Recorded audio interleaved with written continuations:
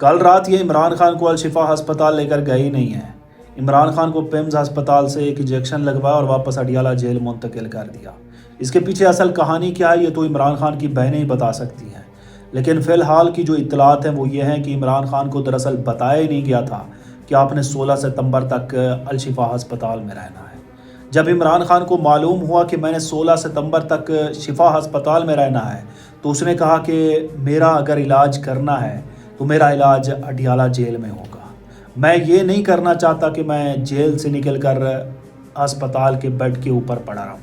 میں نواز شریف نہیں بننا چاہتا۔ میں یہ نہیں تاثر دینا چاہتا کہ میری ڈیل ہو رہی ہے۔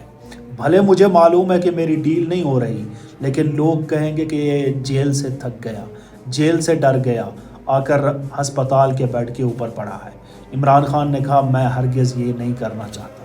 وہ کسی نے ٹھیک کہا تھا کہ پیاسا ہو کر بھی میں اس گھاٹ سے پانی نہیں پینا چاہتا۔ یہ پڑا ہے تمہارا کوزہ، یہ پڑا ہے تمہارا گھاٹ۔ وہ شاید اقبال نے اسی لیے شعر کہا تھا کہ اس رزق سے موت اچھی جس رزق سے آتی ہو پرواز میں کوتاہی۔